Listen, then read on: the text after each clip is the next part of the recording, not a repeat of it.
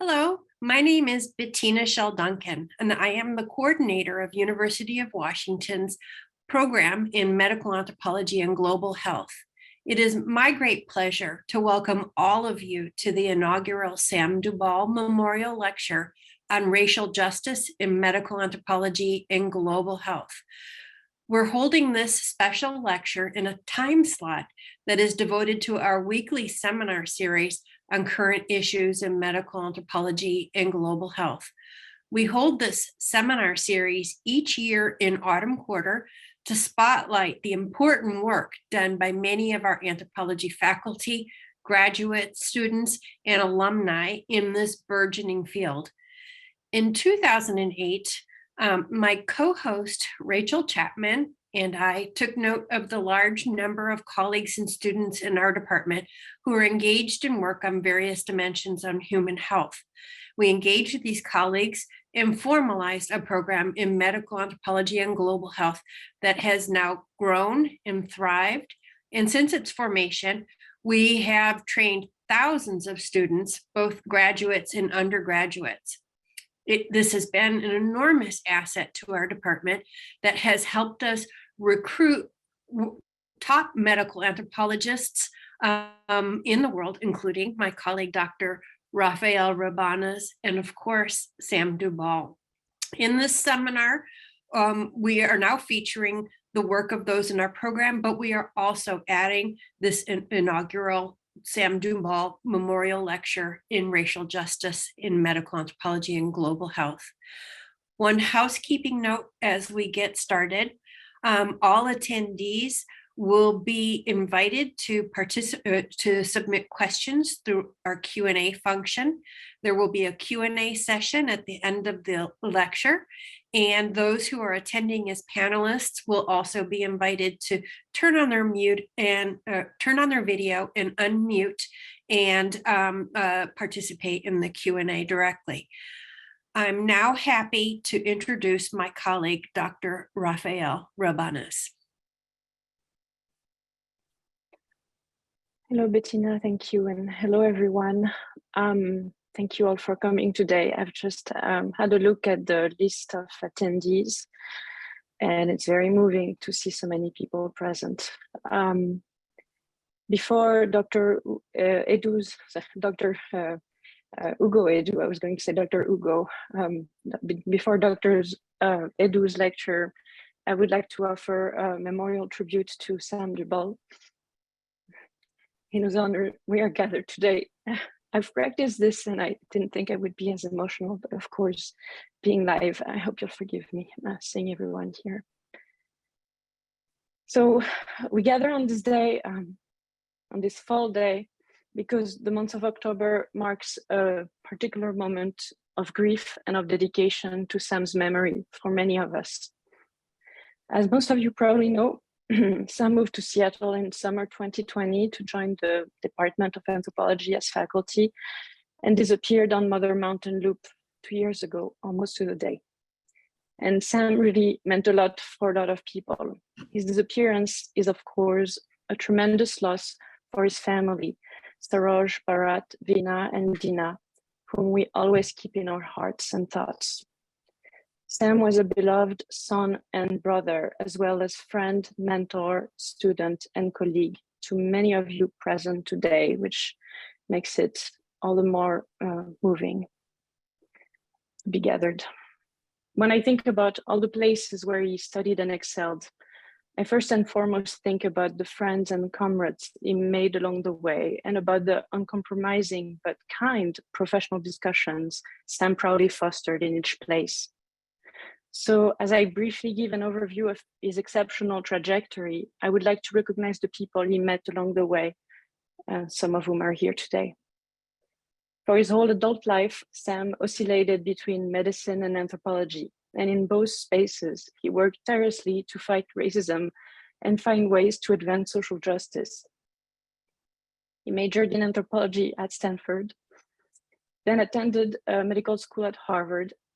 He took a break from medical school to complete a PhD in medical anthropology in the UC Berkeley, UC San Francisco joint program, where I met him and some of the attendees as well.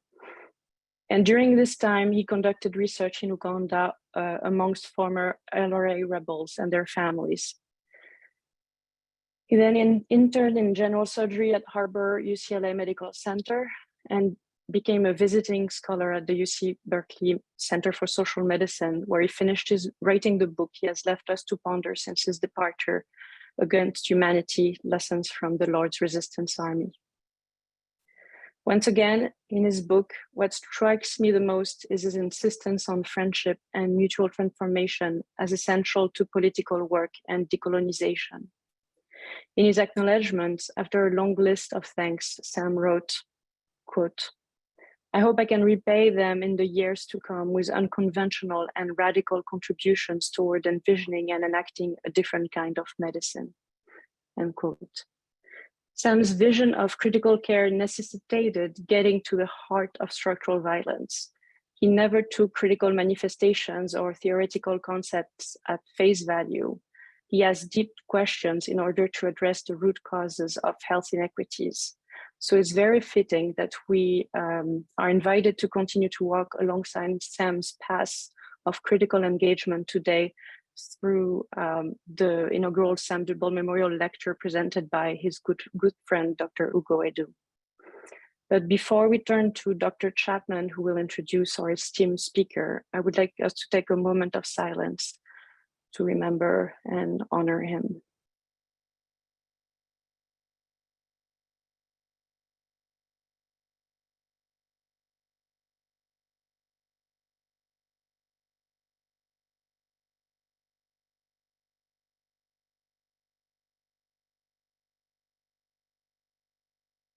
Thank you. And Dr. Chapman, I'll invite you to come introduce Dr. Edu now. I want to welcome you all, Sam's parents, sisters, family, immediate and extended globally, friends, colleagues, and attendees of this inaugural lecture memorial event. And this transitioning season that Raphael introduced, fall, with a poem. This is a poem by Lucille Clifton, The Lesson of the Falling Leaves. The leaves believe such letting go is love. Such love is faith. Such faith is grace. Such grace is God. I agree with the leaves. It is my pleasure and deep honor to welcome Dr. Ugo Edu this afternoon. Dr. Edu is a medical anthropologist working at the intersections of medical anthropology, public health, Black feminism, science, technology, and society studies. Using interdisciplinary approaches, her scholarship focuses on reproductive and sexual health, gender, race, aesthetics, body knowledge, and body modifications. Her book project, The Family Planned, Racial Aesthetics, Sterilization, and Reproductive Fugitivity in Brazil, traces the influences of an economy of race, aesthetics, and sexuality on reproductive sterilization practices of women in Brazil. She's working on a play, Securing Ties, which draws heavily on her book project as a means for critical public engagement and incorporation of the arts in her scholarship. She is an assistant professor in the African American Studies Department at UCLA. Welcome, welcome, welcome, Dr. Edu. And if you all can just come off mute and join me with a big warming welcome of this space. Welcome, welcome, welcome, welcome, welcome, Dr. Ugo Edu. Well, thank you. I want to start by thanking the committee members, Drs. Bettina Duncan, Rachel Chapman, and Raphael Robinez, and Sam's family for the invitation and entrusting me to deliver the inaugural lecture. As I'm sure we all do, I wish Sam was still with us, so it is a bittersweet honor to be speaking today. I titled this talk, Are You Sure You Want Health Equity? And I want to genuinely ask ourselves, myself included, are we sure we want health equity? Or something like that. And before I delve more into that question, I'm compelled to share the inspiration for it in the title. I initially drew it from the start of Toni K. Bambara's novel, Salt Eaters. It begins with the main character asking another, are you sure, sweetheart, that you want to be well? In the Bible, Jesus Christ asked a man who was described as crippled and having been at the well at which he was found for over 40 years, are you sure you want to be well? And of course, this depends on the particular translation of your Bible. But there's the assumption that anyone that is not quite well or healthy would want to be well, healthy, in possession of health or wellness, whatever that may be. But perhaps we should not make such assumptions. After all, what is health or wellness? Especially in the world that we currently live in. How do we define health or well-being? What if their version of health or well-being clashes with the one being offered? How do we even know that we have seen or heard or smelled or experienced someone in possession of health? Should we be striving towards health or wellness? And if so, is there one version available or deemed appropriate? And if so, should it be for all of us? Allaying the question of health, meaning let's say we have some bounded concept that we can all agree is health or wellness that is worth striving towards. I think both the people I referred to, the main character in Salt Eaters and Jesus Christ, I think both of them were speaking, or in terms of, I think both of them were asking whether the person they were speaking to was certain that they wanted health or to be well. And it helps to draw forward another question. What are the stakes of well-being? Said another way, what does it require of me? What does it cost of you to be well, to be healthy, to be legible as healthy? What would it cost society for individuals that are not currently understood as well to be well? Are we individually and societally prepared and willing to sacrifice, forget, embrace what would be needed for well-being to be something all, or even just those who are currently not experiencing it, to now become well?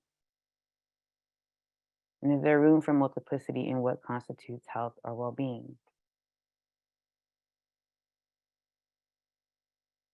I sat after our class deeply perplexed and uneasy.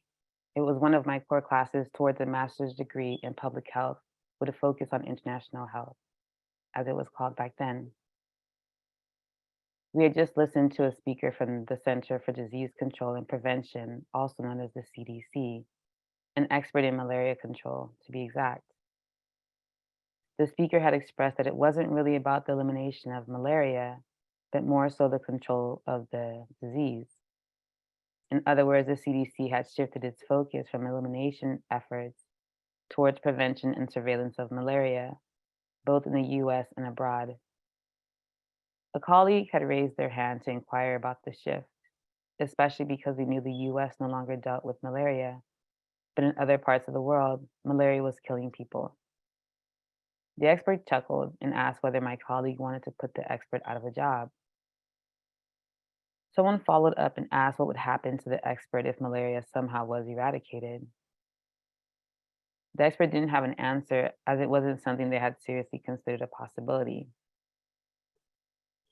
What stood out for me and a few other colleagues strongly committed to global health was the joke that actually ending malaria was never the goal, so as not to put these experts out of a job.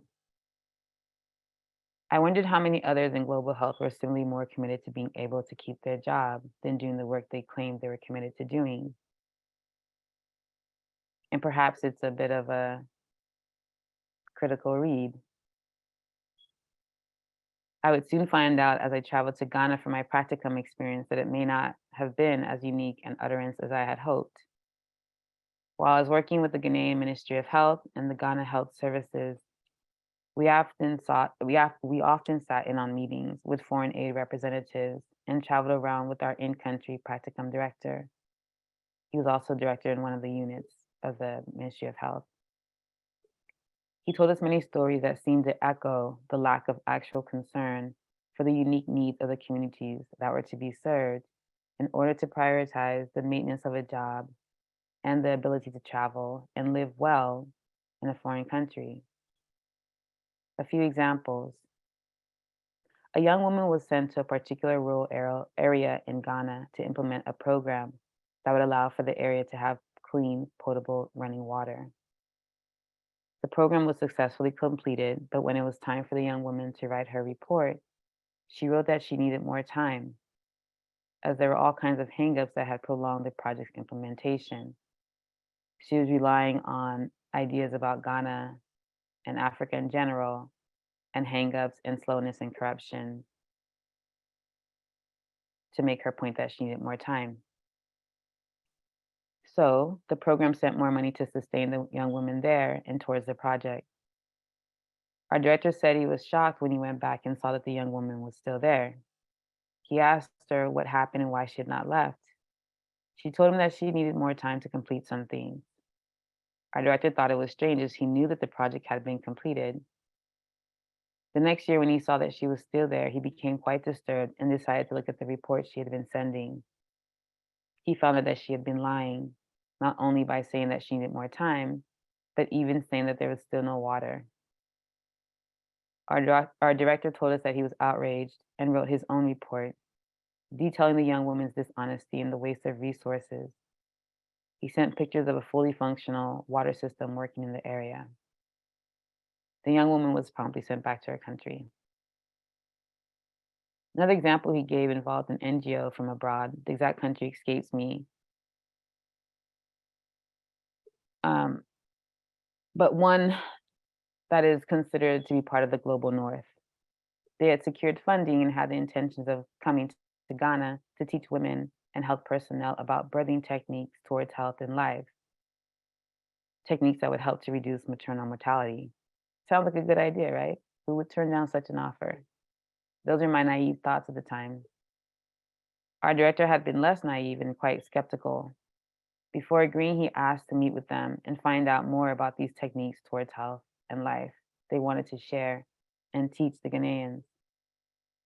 He and some other health personnel met with them as they unveiled their new technique.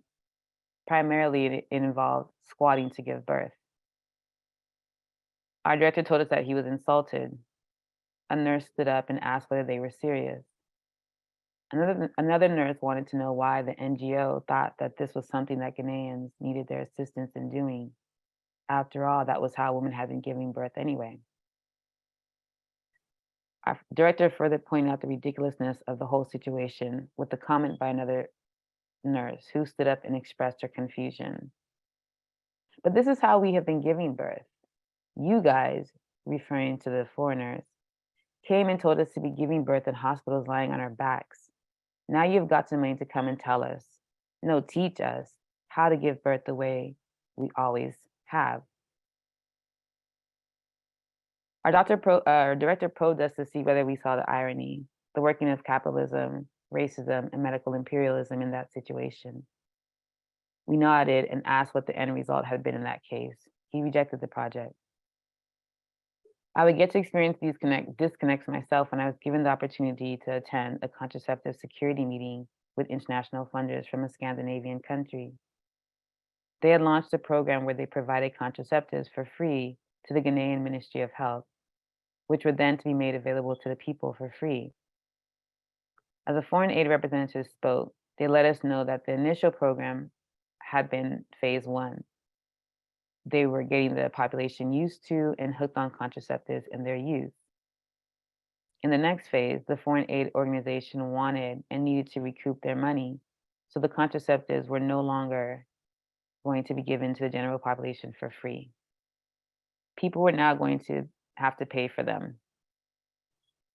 A woman seated across the room from the foreign aid representatives asked to speak, and she was granted permission. She introduced herself as a community worker. Since the Ministry of Health was aware of the next phase, that is, the charging for contraceptives, they had asked people whether they'd be willing to pay for them, to also get a sense of where people were in terms of need and willingness to pay. She stated that people were not willing to pay for contraceptives and questioned the logic of giving it for free and then now coming and asking for them to pay, especially since they had not asked for them in the first place. She did not think that the next phase would be successful because people in the lower echelons of society, as she referred to them, were not interested or even positioned to be able to pay for contraceptives. The representatives laughed it off and continued with their meeting and the need and plans for implementing costs for contraceptives and its link to reproductive health. The community worker again stood up and asked to speak. She was granted an opportunity to speak. She reiterated her point and again stated that it may not work as people would see it as the government encouraging them to reproduce by attaching a cost to the methods for controlling or preventing pregnancy while keeping maternal health services, including birth, free. This time, some of the representatives laughed while others scoffed, and one stated that perhaps the government should consider attaching a cost to prenatal care and birth to discourage that kind of interpretation. The woman was asked to sit down so they could continue their meeting, where they would also discuss the requirements around the types of contraceptives that could be purchased. The Ghanaian Ministry of Health was told that they could not use the money provided to purchase cheaper and thus more contraceptives from China, but had to purchase the contraceptives that were more expensive and meaning less from companies in the country from which the funding was being provided. I started with some stories, and perhaps it's a little disorienting. This talk will proceed in ways that are not quite conventional, meaning it will not move in what one might characterize as some kind of linear fashion. I do not intend for this to be a clean and neatly packaged presentation, and I've left it a bit messy. And so it may feel disjointed or non-cohesive, unlike ways that we're used to talks of this nature flowing. And I invite you to be in and reflect within the messiness as we journey along. You'll notice that I'll leave some pauses. I hope that I do leave you disoriented or at least asking some different questions. I'll be weaving stories in, as I've already begun doing, disembodied voices or quotes that are in conversation with each other, and drawing from some of late Dubal's work to help us ask questions of health and thus health equity, interrogate them in the ways that we are undermining the very goals we claim to center our work around. I also draw on some of my work on family planning to illustrate the work health does through family planning discourse in Brazil. It is my hope that as we push what constitutes an appropriate format for a talk or a lecture, it can also help us open up space for new ways of imagining what health is, what it looks like, what it feels like, smells like, how it sounds, and thus what health equity could be, if it even should be. So the stories above, they provide a bit about my own trajectory through my Master of Public Health degree, the kind of theory and interactions and insights from practitioners in the US, and then some experiences abroad during that degree program. And though we were in the US, we know that ideas manufactured and premised on privileged populations in the US have been made to circulate and dominate as facts or truths or objective science, with important implications for those abroad. How do we interrogate our training, our curricula, and thus the practice of public health or global health, our medicine? In the story about the CDC expert, how does a commitment to securing a job for which one has gained a particular and not always transferable skill set affect the fight against malaria? What message is sent to inhabitants living in places where people still die from malaria, mostly people who are not racialized as white? Have you ever slept underneath a mosquito net to know why it is more difficult to implement such a prevention method throughout one's entire life? And what do we make of global health professionals and experts that fudge numbers, statistics, and outcomes for their personal benefit, and the conditions that nurture, if not even conjure, such behavior? What kind of commitments can we have to some notion of health and then health equity when we are so deeply entrenched in the medical industrial complex and its siblings or cousins or other industrial complexes and their relationship to anti-Blackness? In what ways do claims or in concerns with health and the provision of health construct the possibility for these kinds of abuses? And how do our own holds or investments in a particular articulation of health help us situate ourselves as human, as rational, as worthy and deserving of life and care? How is one's ability to be marked or covered by health part of how one constructs and understands themselves against or in relation to others not covered by health?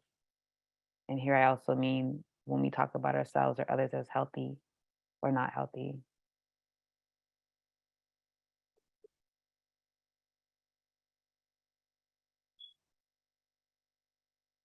So are you sure health equity is what you seek? But we have yet to tackle health and what it is.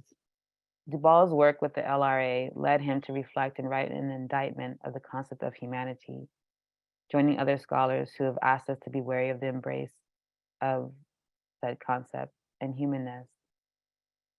Dubal told us that the concept of humanity was inadequate to represent lived realities and experiences in its attempt to assign moral value.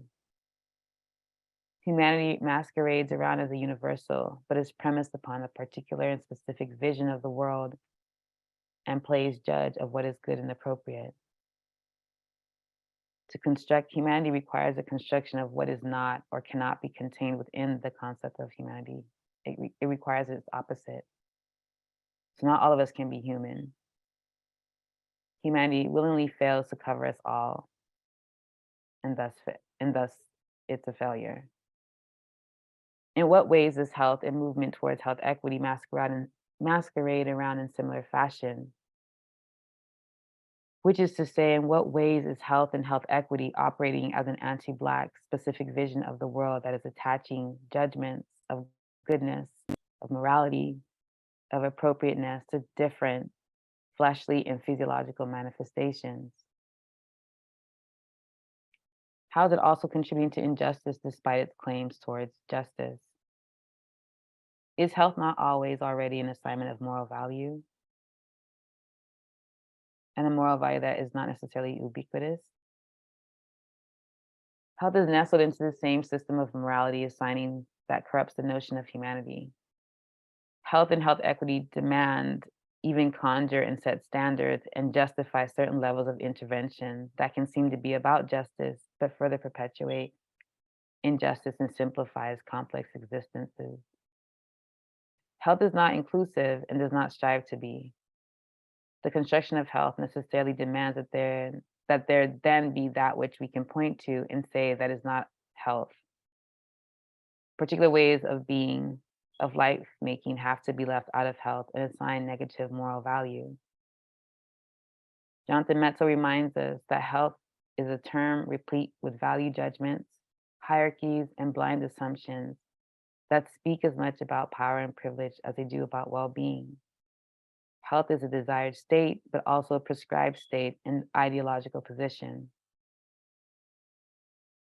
So similar to the ways that Dubal cautioned us about the problem of humanity in his prescription of humane ways of being versus inhumane ways of being, humane ways of killing versus inhumane ways of killing, or humane ways of loving versus inhumane ways, which inevitably translate further into good versus bad, worthy of life versus worthy of death. Health functions in a similar way, mapping onto certain behaviors or practices or ways of being and completely missing or refusing to cover others. I think about this in my work on family planning. Long-acting reversible contraceptives, more commonly referred to as LARCs, are considered gold standard. It's the highest standard for fertility control. And as such, other methods or sensibilities around family and life making are not only disallowed and made deviant, but also wielded to expose certain populations to early deaths, whether this is physical death, social death, mental death, etc., or punishment. Which is to say, if you don't rely on larks, and even if you do, because some do, but it can't be recognized as such, then when death comes knocking, pounding and breaking down her, their, your door, they or we say yes. Well, she, they, you didn't want to live. She, they, you didn't deserve to live.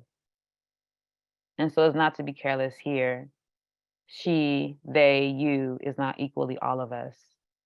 We're differently positioned within society such that our differing deaths conjure different things, whether it's reform in health policy, documentaries, long sighs, nothing, eye rolls. So here it's going to kind of go back and forth. It's chunks of quotes in conversation with each other. Anita says, I don't understand. Based on their own medical studies, calculations, and estimations of death and risk, after 3 cesareans, you're increasing the risk for maternal death. So my friend has more than 3. I mean, she's going to the hospital because her incision opened up. Does that not factor into their equations and procedures? A human rights activist says, but it's her right, her human right, to be able to have access to and use the highest quality contraceptives. Anita says, they almost didn't see her because she was there with her newborn, and there was nowhere to keep o novinho, the newborn. She's begging them to please tie her tubes, and they're telling her no, that she should explore other options for contraceptives in case she wants to have more children in the future. Como assim mais filhos no futuro? How more children in the future? She already has 5. And more importantly, she doesn't want more. That is a contraceptive method she wants to explore. The doctor says, if she's under a certain age, we're not going to tie her tubes. She's young and will want to marry again. And then what? We'll start doing fertility treatments with her? No, it doesn't make sense. She should use a long-acting reversible contraceptive until she knows for sure that she is done. Anita says, and I keep asking myself, what are they waiting for? What are they waiting for? For her to die and leave all her children with no mother? It doesn't make any sense.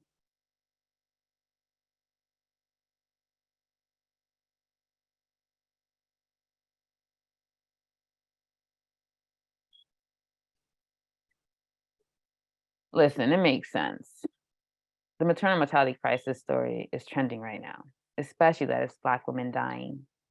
We would be remiss to not jump on this wave, considering our budget and current ratings.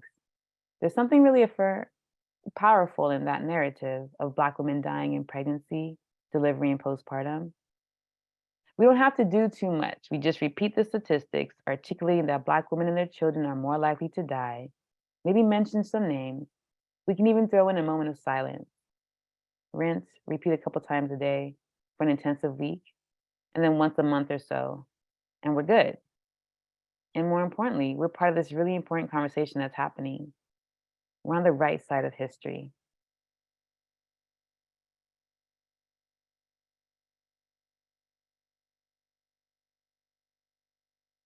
What it means to be human, or to be rational, responsible, quote unquote, civilized, dictates, informs, and maps onto how families are made and family life is lived.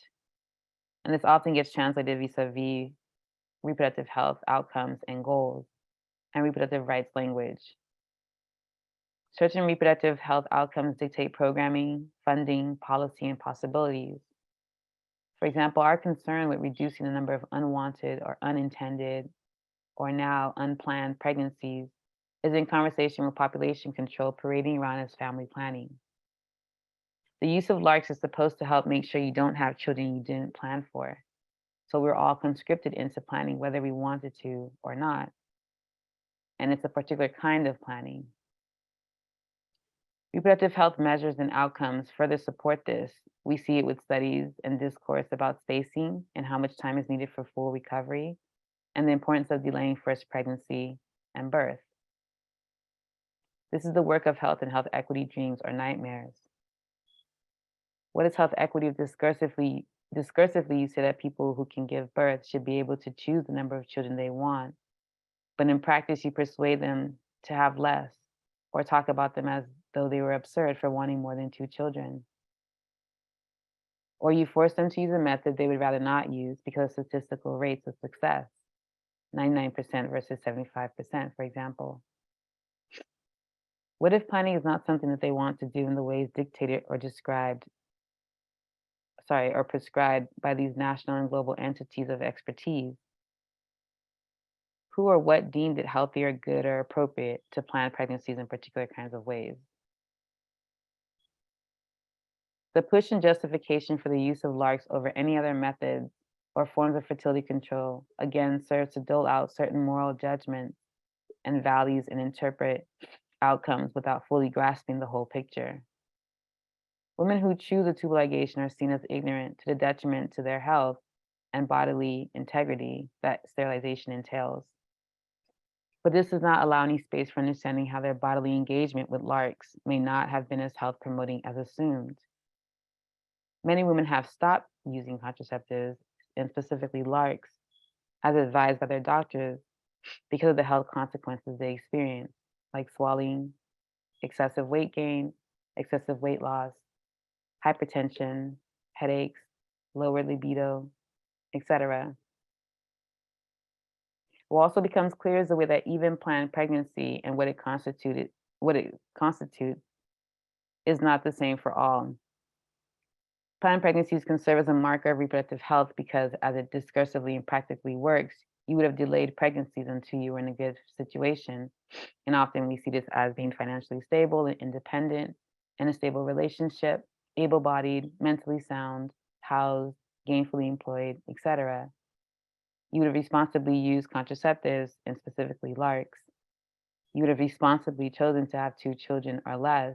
You would have spaced them appropriately, giving your body time to heal, and engaged in health-promoting behaviors during and after pregnancy and birth.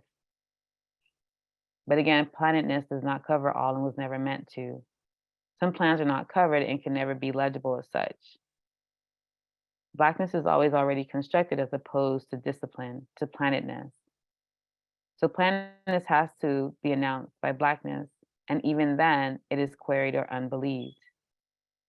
The phenomena of filho de Gil, or IUD children in Brazil, speaks to plans or plannedness that failed and resulted in an outcome that won't be mappable as family planning, or behaviors that are promoting reproductive health.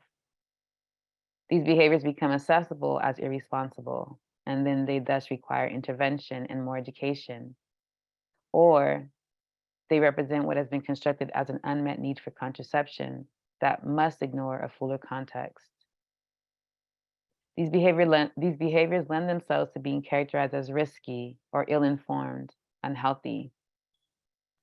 And if these women won't act on their own to address their need or to enact their reproductive rights and ensure better and appropriate reproductive health outcomes, then it must be done for them, even if they die in the end.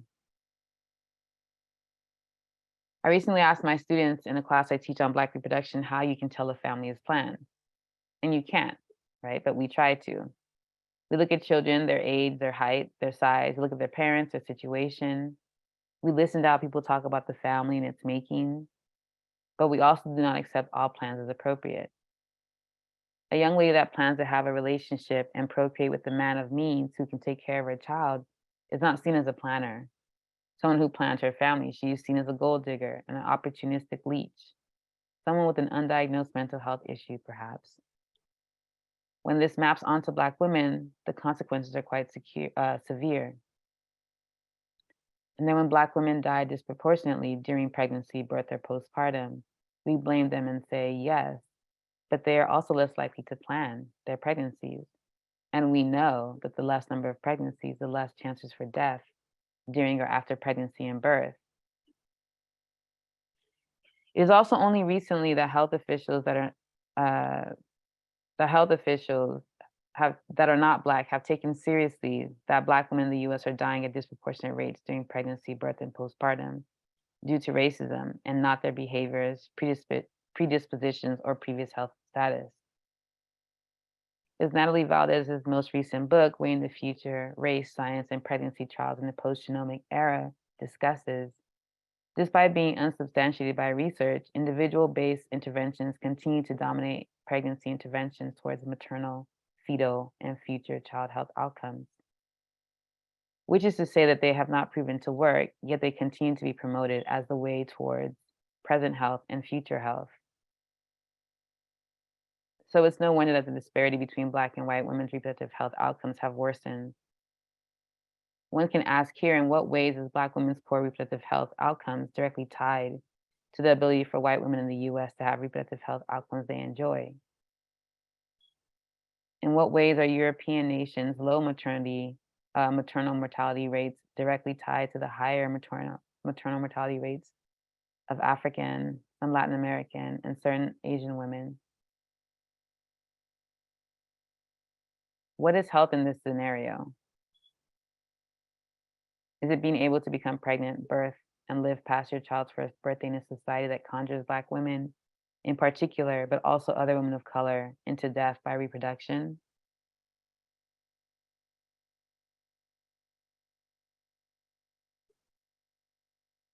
So Dr. Jorge Antunes woke up at 6 a.m., the time he had accustomed his body to rise. He brushed his teeth and went out on his daily run. As he entered his house again, leaving his sneakers at the front door, he greeted his maid. He walked to the back of the house to his room. His wife greeted him at the bedroom door, kissed him, and stepped aside for him to enter the room. Exactly 30 minutes later, he emerged from the bedroom, dressed, and made his way to the dining area, where he found his wife, Mariana, and 2 children, Matilde and Diogo, seated and eating. He finished eating, and as he walked to the front door for the second time that morning, his maid emerged from her small maid quarters where she ate, changed clothes, and slept on the very rare occasion. Senor Antunes, please, I really need to tie my tubes. I have been saving, but I don't have enough money, but I promise to pay. Please, I really need to tie my tubes before Filia. Every day you give me the same sob story. The answer can't change. I don't have any way to give you a tubal ligation if you don't have money. If it was me, fine, but it's not. That is why. So go back to work. See you this evening. The 2 went their way. The maid, Joanna, back to her quarters, and Dr. Antunes out the door to his car in the garage. By the time he parked his car and walked into his office, it was 10 a.m. on the dot. He wondered if there would be an emergency as he sat down. There couldn't possibly be another one. To Dr. Antunes, come, we have an emergency. He jumped up from his seat and grabbed his white coat hanging on the coat hanger by the door as he ran out. The theater, she's there waiting for you, in the theater. He ran to the theater, heart pounding. 2 nurses greeted him, one holding gloves out for him to collect. The other nurse began rattling off information about the patient. Black, female, 34, multiparous, previous C-sections, 34 weeks pregnant, 1 prenatal visit to establish pregnancy, abnormal contractions with pain between contractions, excessive vaginal bleeding, uterine rupture. Dr. Antunes sat in a room with his peers, each of them with a stack of papers. It was their daily ritual to gather, read, and analyze their maternal death cases. They deemed this case preventable if the mother had used contraceptives and, upon discovering a new pregnancy, attended regular prenatal visits. The doctors finished and filed away the stack of papers with information and names of Black mothers who died and left their children. At exactly 5:30 p.m., Dr. Antunes was inside his car, navigating through traffic to his home. He parked, exited, performatively greeted the doorman to his building and the one by the elevator before entering and going upstairs to his apartment. He brushed past his maid, greeted his children, ate dinner with his family, slept with his wife, showered, and was in bed by 10 p.m. Repeat.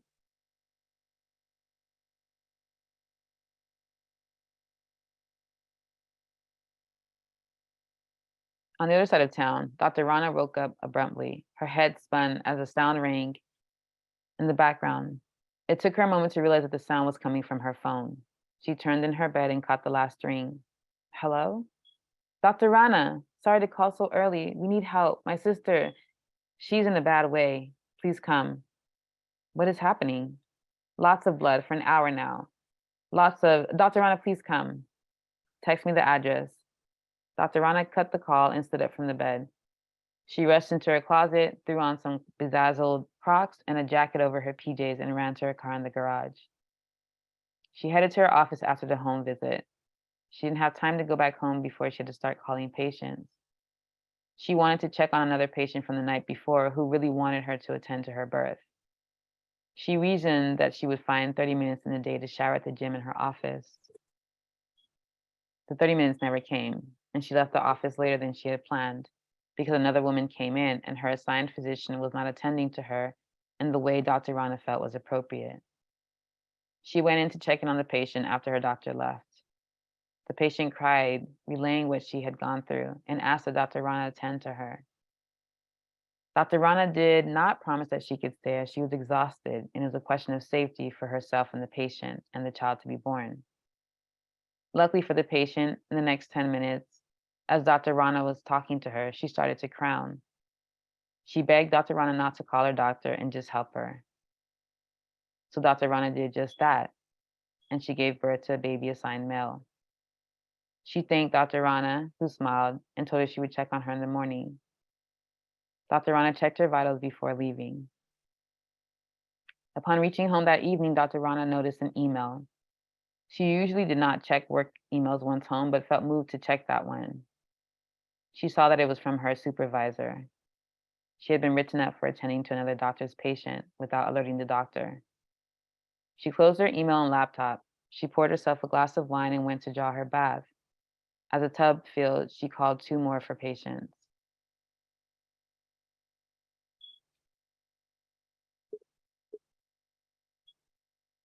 Some attempts or approaches to addressing persistent health inequities have posited that we need more physicians and health professionals of color, that we need to get rid of the barriers that make accessing the profession difficult for Black, Indigenous, Brown, and other non-white racialized populations. But what harm do we further subject those physicians of color to? How do we compromise their own health by simply adding them to what is already in place? So here I'm asking us to think about the excess labor, right? So physical, mental, emotional, spiritual, etc., that is offloaded onto them as they attempt to navigate within a system that prioritizes profits and contributes to the sustenance of racist and racializing projects. These doctors navigate within this and try to promote and nurture life for those they serve and themselves. So how do we talk about equity when it happens like this? And what does this say about the precarity of health when not in the hands of physicians or personnel of color? And I'm reminded of a story that Sam shared with me, and perhaps some of you as well. It had to do with eliciting neurological reflexes. He had been able to establish rapport with the Latino male patient and test his reflexes, which were responding well, despite the patient having suffered a small stroke. But then Sam's white female resident came in and essentially created the conditions in which the patient was angry and not able to relax to take the reflex exam and have the same results as he had exhibited with Sam. Sam had to intervene to calm the patient down. The white female resident had to do the test twice. The second one gave the same results that Sam had seen when he had conducted the exam. Sam had to go back and see the patient, and he debriefed the experience with him and gave the patient his pager number and his name and made himself available when needed by the patient.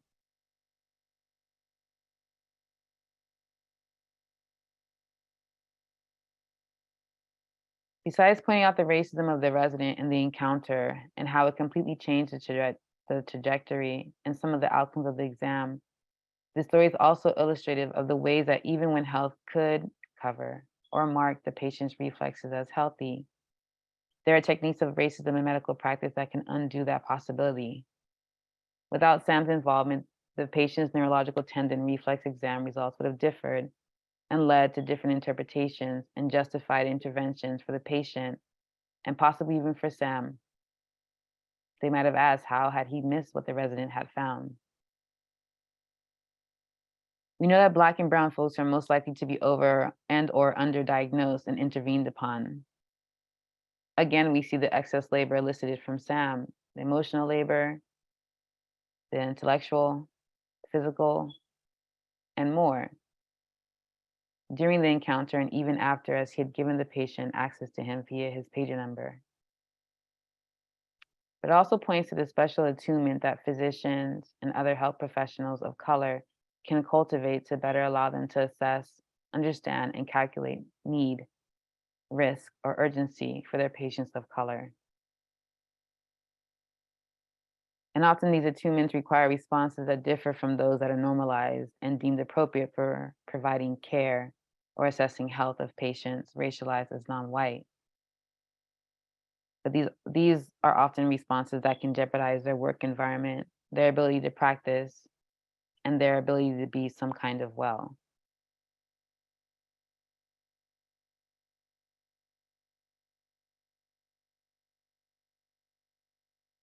Dubal critiqued humanity because of its effacement of differences, its assumptions of conditions of sameness, such that humanity allows others to be processed through the self.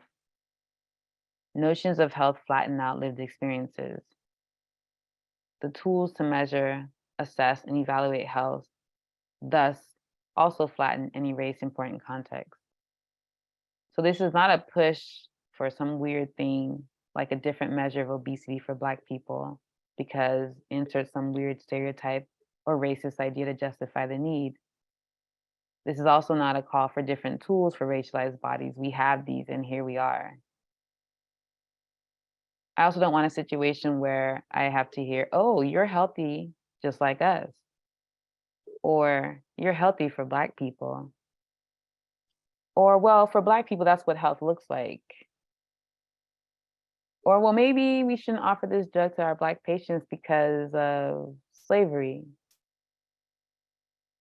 But rather, I'm interested in how we can explode the category and status of health to disavow the categorizing, hierarchy constructing, racializing, and moralizing work that it gets mobilized to do. How do we stop reproducing it in our trainings, in our curricula, in our own practices?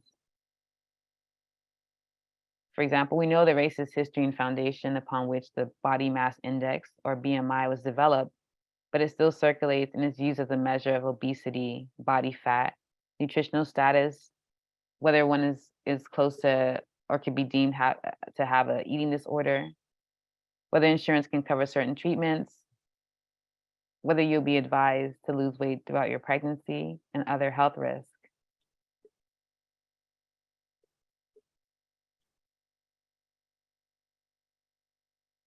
So where does this leave us? I did say that this would not move as a conventional talk, right? So there's no neat and tidy kind of conclusion. I'm not going to offer you steps or a plan for how we get somewhere. I am sure that we can't answer the question of whether we want health equity because we have yet to sort what health is and what to do with it. So if we don't know what health equity is, or what health is, how can we talk about equity? I hope, though, that in some of the stories or dialogues or theories, something will stick with you that helps you begin to ask critical questions about health. The structure of this talk is perhaps a way to allow ideas about health to proliferate upon and into themselves without trying to order or fit them into any logics or narrative or purpose. In some ways, I did not constrain my development of this talk into predetermined molds for talks of this nature. In some ways, to model how we can begin to loosen the constraints on our ideas about what constitutes health and modes for its apprehension or capture. So if you're feeling at this point that this is not coherent, it doesn't fit together, you're trying to figure out how these parts fit together, what am I supposed to do with them, then in some way I have succeeded. There's a way in which we value coherence and solutions to problems and being able to fit things into their place. And we try to do this with health. We create categories and measures, and what falls out is quickly gathered and ushered into a category that is distinct from health. And even when the math isn't quite math, like BMI or the Beidel fail, we continue to forge on because things must be in their place. They must cohere. So this is an attempt at unraveling, undoing in content and delivery, the manner of presenting. So I invite you again to dwell on the messiness of this talk and of health, to dwell on the stories, to resist the push to try and recuperate health or to find a solution, the things that we usually do. Quick fixes are part of the problem, but also to not do this thought work in just this space. Sam was interested in creating a different kind of medicine, and he didn't start by gathering other fellow physicians or health personnel only. He was interested in being in conversation and praxis with folks across different fields, expertise, and practice. And he was working towards creating those kind of spaces. Part of the problem, which again we know and have been told so many times by members of the communities we often claim to be serving, is that we have these conversations and thinking sessions amongst ourselves and don't go talk to the members of the communities for which many of our decisions, research projects and plans, ideas and policies will directly impact. They often don't have the choice to steer away from the messiness and have to find ways to work deep in mess, and often a mess that was not created by them. So there's much that they can teach us about mess and proliferation, and not needing to neatly be able to categorize or moralize as human, not human, health, not health, good, not good. So perhaps in these ways, we can at least begin to have more productive discussions about health and ultimately health equity, if we would still need to discuss it.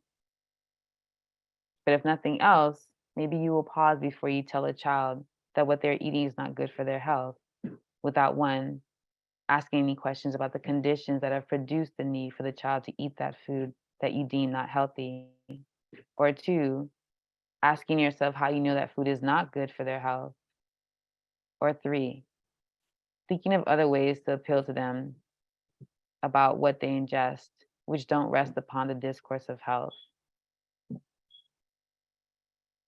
And a pause does not mean to stop.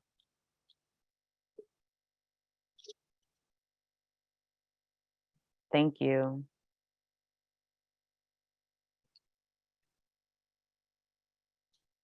Thank you very much, Dr. Edu, for a very stimulating discussion.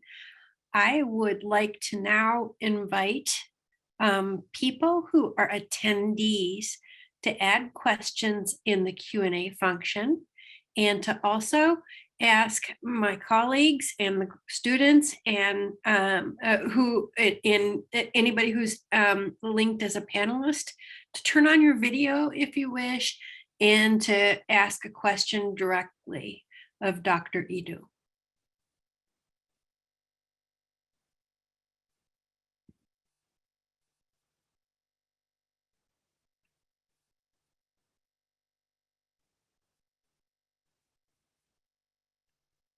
I If I could start just, us off. Oh, you can oh, go ahead. I was just going to say, thank you so much for a beautiful, beautiful talk and gracefully delivered presentation. And I guess I don't have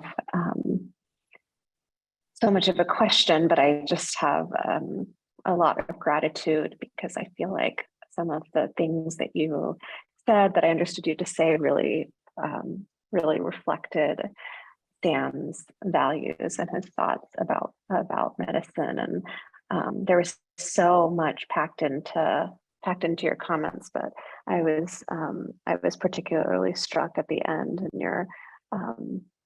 in your thoughts about the excess labor of healthcare workers of color, and the, just thinking about the high rates of mental health issues and all of the burden, as you said, the complicated, important burdens that healthcare workers like Sam bear. It's just really beautifully put, and I'm grateful. I sort of heard glimpses of him in your talk, and I'm grateful for that. Thank you.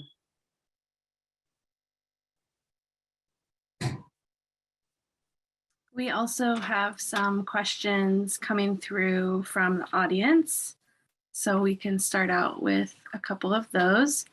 One question that came through was first thanking you for your wonderful talk, and then asking if you could expand on why evaluations don't work on everyone and how they flatten complexity. Yeah. So on the one hand, they're not meant to, there's ways in which evaluations are not meant to work on everyone.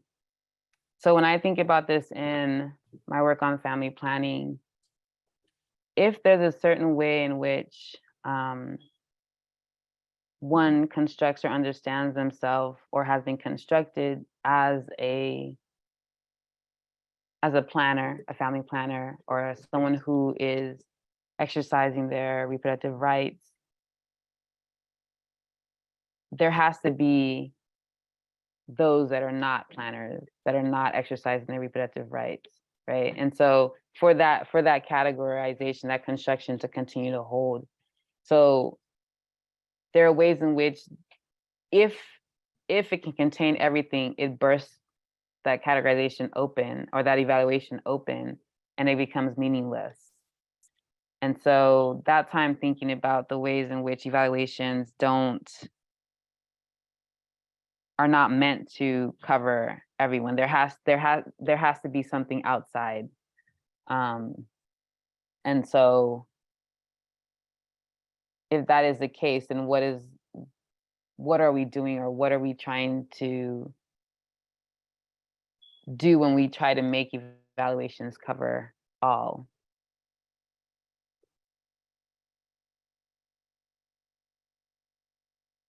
Did I get all of the question? I think so. And if not, the person that asked can ask another follow-up.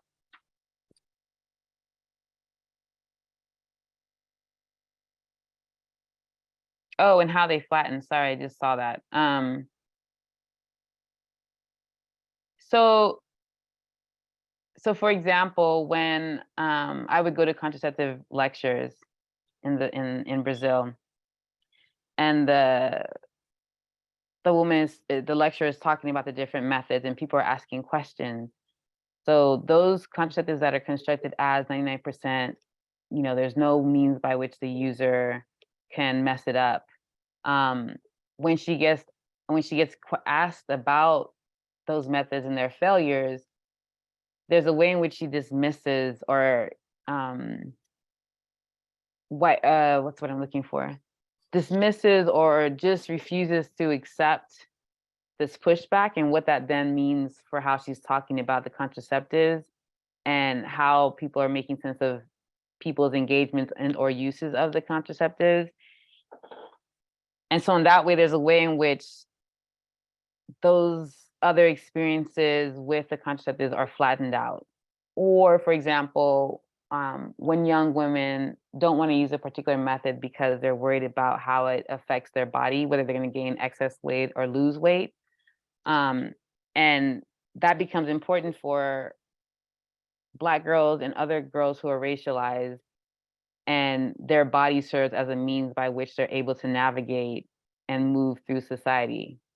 And so when we dismiss the importance of the effect of contraceptives on their weight gain, for example, or weight loss. And there's a way in which that is a flattening out, I would argue, of their lived experience versus what studies tell us, or research and or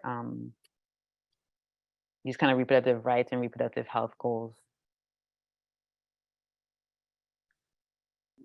Dr. Edu, we have a question that came in on the Q&A, and I'm going to read. I wonder what you think about the drive to improve health equity by pairing COVID-19 vaccines with HIV screening without considering how the person feels about either the vaccine or the screening. I wonder if the person who asked that is here and wouldn't mind saying a bit more. Is that possible? This came in on the Q&A.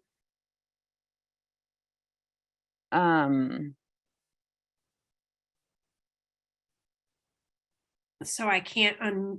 Yeah, no, that's fine. By comparing COVID-19 vaccine or pairing them with HIV screening. Yeah. I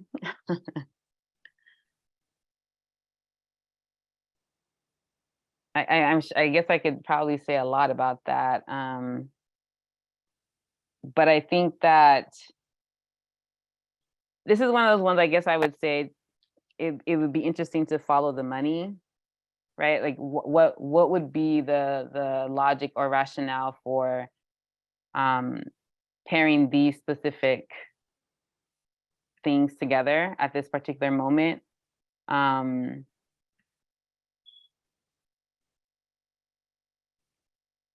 Yeah, I think that's what I'll say. I don't know much about this particular case, but that would be one question I would have, or one thing I would say about that. We can't forget about the role of capitalism and the kind of complex and mechanism and machinery that is tied to the way that these kind of decisions are made. And I think also, yeah, and who are they targeting? Who are we talking about in terms of how we're going to offer these pairings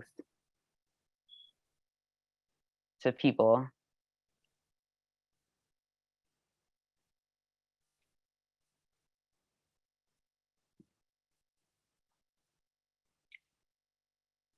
Oh, sorry, I'll mute so that you know I'm done. Paula, you have your hand up. Please go ahead. Hi, thank you for the talk, Ugo.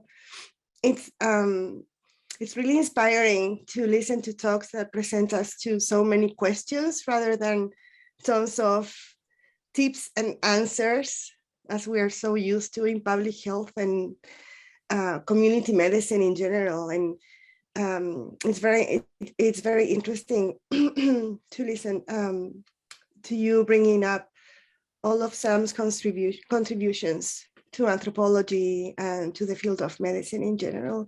And my question has to do with what you just were mentioning, and that's why I raised my hand, because you mentioned capitalism, and I have a question concerning the political economy of health. When we think about it, and we tend to think about health equity in terms of these relationships, like you mentioned, relationships between communities and governments, relationships between agencies and communities, and also providers and patients, and it's quite complex.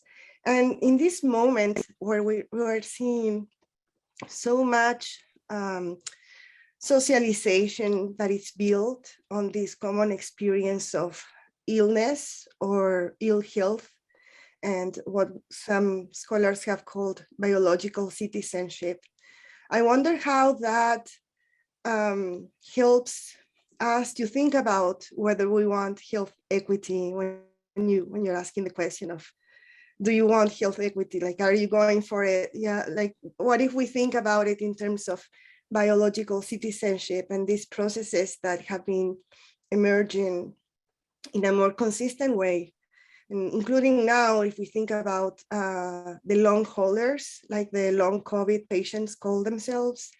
I don't know what you think about that in terms of political action and answers to your question. Yeah, that's a great question. Biological citizenship. Yeah, and I guess too, right? Because for whom do those modes of political action function, right? Who is able to mobilize and elicit responses that attend to particular experiences of ill health? I think about, so for some reason your question made me think about, what do they call them? Those neglected diseases that people have talked about in global health, right?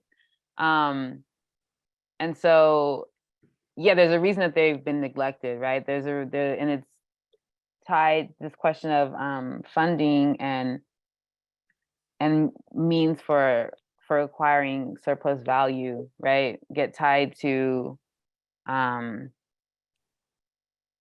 think this kind of question around mobilization and ways in which people can enact citizenship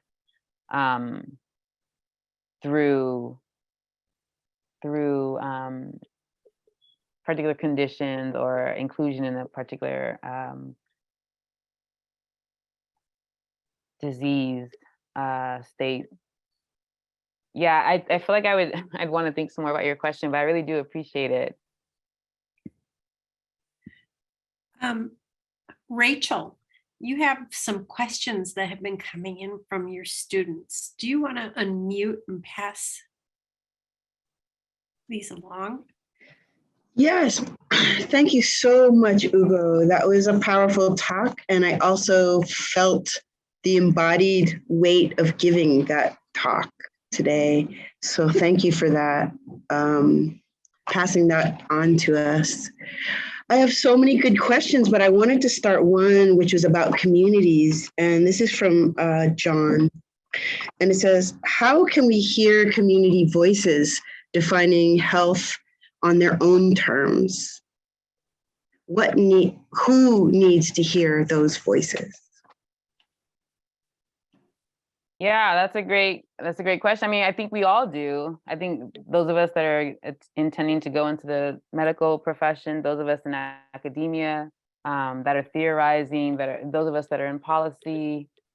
And that's not to say that we're not part of these communities as well, right? Because many of us are part of these communities, but there are ways in which obviously power hierarchies and differentials can distance and make that look different. And how too is an interesting question, right? Because sometimes you can go into a community and say, hey, we're here to help you, tell us what you want. And it might be that they don't want you to help them at all. And it's frustrating too, because the way that our kind of research and funding mechanisms work, oftentimes it's difficult to propose a project that is waiting on the community to define the problem, right? But I think if we push and can be creative and thread carefully, we can figure out how to do that. And I think that there are ways that people are talking about what health looks like to them that may not be in the language that we're expecting it to be, but they're doing these analyses and they are articulating what it is. And we just have to be better at listening, attuning to it. And also, just thinking really carefully about what we do with it as well. Because I think a lot of us have also listened and taken it and gone and built careers in academia or public health or medicine off of it to no benefit to the members of the communities. So I guess that'd be my caution with that. Thank you so much. If I could ask one follow-up before you move on, Izzy wants to know, what is the role of white health professionals and what role should they adopt to ensure health professionals of color are given the space they need?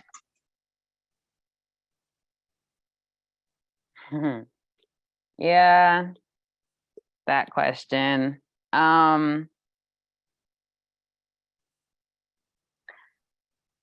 I think that a lot of scholars that precede me have written a lot of really useful literature that if we took time to actually engage, we might have answers for what is to be done. And so I think I would say to start there. For example, you know, what happens if we start reading W.E.B. Du Bois as the father of social epidemiology and what, you know, how to conduct research, how to ask questions. And, you know, from there thinking about what then is my role in this work. And I think in terms of, you know, making space, again, you know, scholars, people are saying it, they've been saying it. And I think the problem is the story of Georgie Antunes, right? I was hoping would help to capture and relay what actually happened, right? We say that we're interested, we want to know. He's doing this work around maternal mortality and sits in on these meetings and tries to figure out what happened. But yet in his very own house, he has a woman who's begging him for a tubal ligation. And he's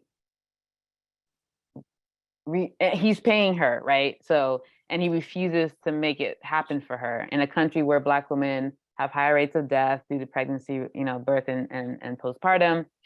And a tubal ligation would help her put a stop to that possibility ever. So I think that there's ways that we articulate concerns or questions, but also willfully refuse to engage or look for the answers that are often in plain sight. So sorry, that's a long-winded answer. Well, thank you so much. That answered a lot of the questions that are coming in on this side about people being willing to change. Thank you so much. I'll read two questions from the forum because I know that time is moving fast and that are on a different aspect. One is from Aaron Ferguson, who says, in a world that privileges metrics over meaning, what are some ways we can become better advocates for meaning-centric and pluralistic study of health? And then there's another one that is already somewhat of an answer, thinking alongside you, Ugo. So it's a question by Danielle Isherwood, who says, I really like the juxtaposition of the two doctors, one who seemed well-to-do and the other who worked hard and ended up getting reprimanded. It made me think a lot. I was wondering about your thoughts on storytelling and the arts in communicating these issues. Do you think, for example, it helps reach a wider audience? Yeah, I definitely think that the arts, I'll start with the last question, and storytelling open up ways for us to be in communication with wider audience and to offer different ways to enter into the work, and to create different moments and spaces for different kinds of conversations, right? Because obviously this is a particular kind of conversation, but for example, this is a play and afterwards we had a conversation, you have different things that can be revealed and discussed. And I think also there are ways in which storytelling in the arts allow us to be explicit and do different kinds of things than articles or books or even these kind of talks, right? Like even the way I did the talk, it was a chance that people would be like, this is terrible, and why did they ask her to speak, right? In terms of the question about metrics and meaning-centric Sorry, I'm trying to find that question. Okay. It's in the answered question. Do you want me to reread it? Or? Yes, please, that'd be great. In a world that privileges metrics over meanings, what are some ways we can become better advocates for meaning-centric and pluralistic study of health? Yeah, that is a great question. And I think especially like you said, because we are so focused and interested in metrics, and the work that numbers do and measurements do,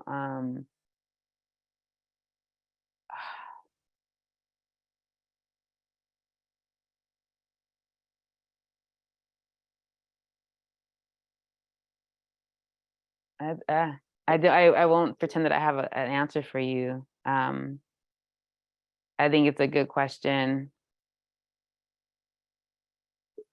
I'd have to think about it some more to give you an answer, to be honest. I mean, but I think if others have thoughts on this, I don't pretend to be an expert, even though I was speaking, but if others have thoughts or want to contribute to answering some of these questions, I would also love to hear what people think. Can I jump in? Because I just like to kind of reformulate some of what you said. I was thinking as you were ending your talk that medicine and public health is about control. It's about prescribing. It's about telling people what to do.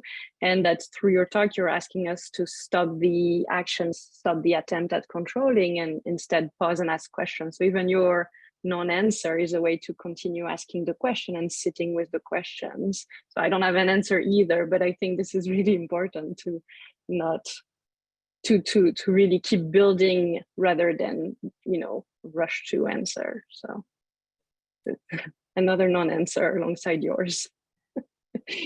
I'm afraid I need to jump in and say there are a number of questions that have come in that we haven't had a chance to get to, but I have recorded them and we'll share them with Dr. Edu. But in respecting the time for the end of our webinar, I want to thank everybody for attending and ask if there are any final remarks that you'd like to say, Dr. Edu. I just want to thank everyone again. This has been really difficult, but I think Sam has left us a lot to think with and to be inspired by. And so I hope that